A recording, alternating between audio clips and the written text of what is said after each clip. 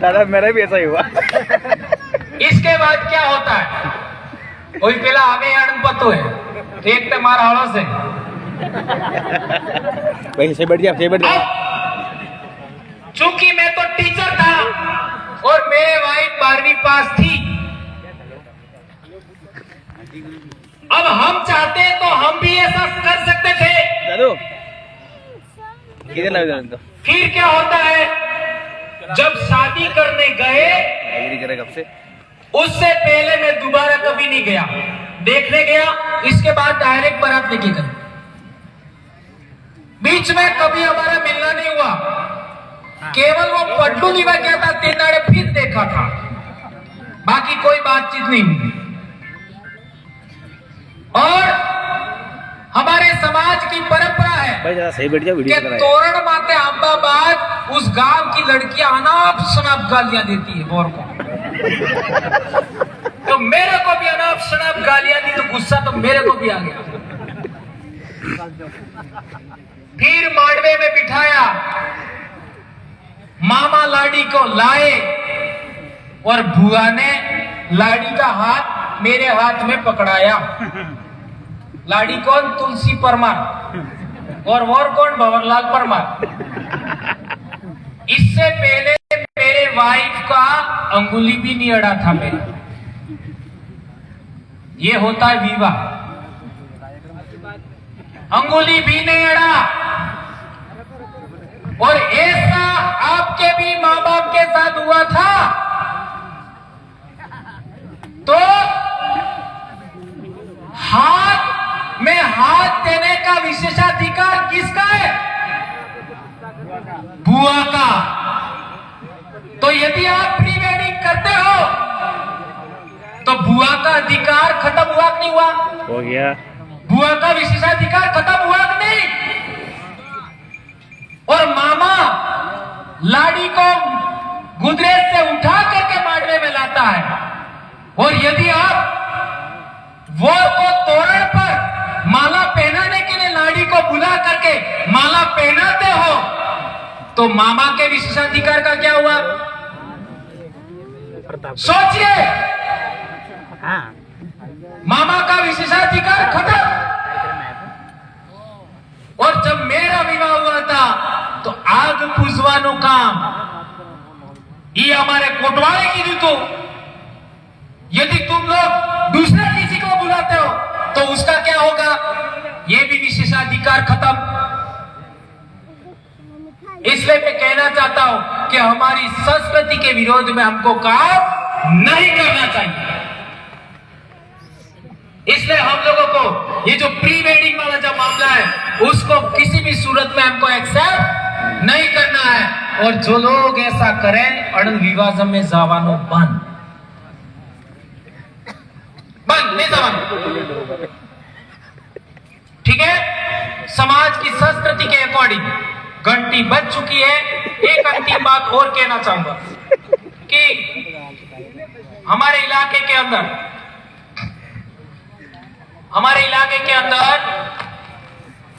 समाज 2 दिशाओं में जा रहा है। मैंने कई बार आपको बताया है कि 8वीं क्लास में बच्चे 2 दिशा में जाते हैं। एक बच्चा पढ़ाई की ओर जाता है, एक बच्चा मौज मस्ती की ओर जाता है। बताया था कि नहीं बताया था? पता है ना? एक बच्चा पढ़ाई की ओर जाता है 8वीं क्लास में, और एक बच्चा मौज मस्ती की ओर जाता है। और मौज मस्ती की ओर कौन जाता है? जिस बच्चे को पाठ पढ़ना नहीं आता। ठीक है? इसी तरीके से मोबाइल में देखिए, आप सबके पास एंड्रॉइड मोबाइल है,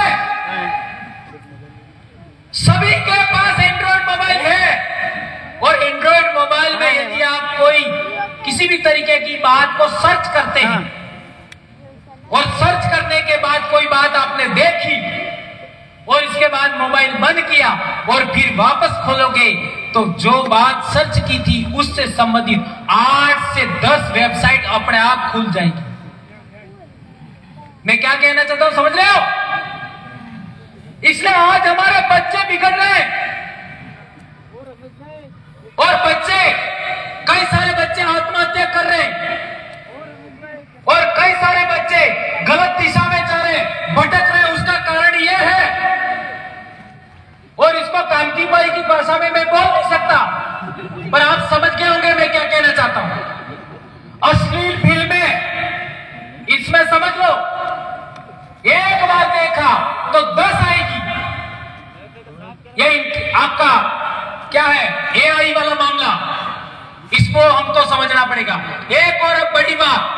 हमारा समाज भी दो दिशा में जा रहा है।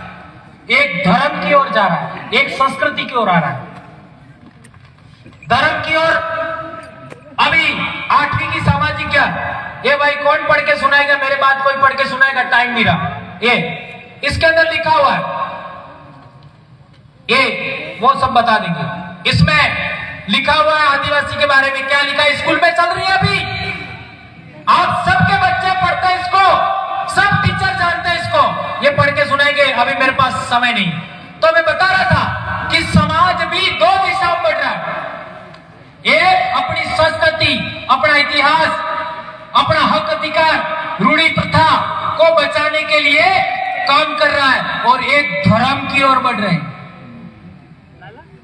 और कई लोग ऊंचा नीचा गालियां देते हैं कि लोग ये कर रहे हैं, वो कर रहे हैं, और ऐसा भी लोग हवा खड़ा कर रहे हैं कि हमारे इलाके में कई लोग ईसाई भी बन रहे हैं।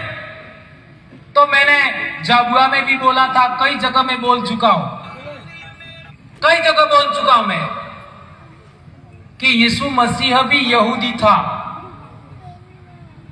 और यहूदी के बारे में तो बोल ही दिया मेहना जी ने। यीशु मसीह भी यहूदी था। तो हमारे समाज में पूर्वजों को पूजने की, पूर्वजों की उपासना करने की, पूर्वजों के आगे नमन करने की परंपरा है। तो वो क्या हमारा बाप है क्या? यहूदियों की भाषा हिब्रू है, तो क्या हमारी बोली हिब्रू है क्या? ये बात समझना होगा। और ये एक उदाहरण दिया है, हमारे भी तो मुसलमान भी है खानदेश में, और इनका प्रॉफिट मोहम्मद था, वो अरब में पैदा हुआ, वो भी हमारा पूर्वज नहीं है। और भी कई सारे धर्म के लोग हैं, उनके भी पूर्वज कौन हैं? आप लोग इतिहास देखोगे तो समझ में आएगा। जितने भी धर्म वाले लोग हैं वो सभी इजराइल, फिलिस्तीन, जॉर्डन, सीरिया, आज आपका ईरान का इलाका है, उसी इलाके में पैदा हुए हैं, भारत के नहीं है। और इसको समझिए। और ये जो मैंने बात बोली है वो 5 जनवरी 2011 सुप्रीम कोर्ट के जजमेंट को आधार मान के बोली है। एक ये भर्ती का मामला है, देख लीजिए। नॉन टीएसपी को 196 पद और हमारे इलाके को 63 पद। नॉन टीएसपी को दूसरी भर्ती में 970 पद और हमारे 141 पद, और तीसरी भर्ती में 1405 पद नॉन टीएसपी, और टीएसपी को 107 पद, और अगली भर्ती में नॉन टीएसपी को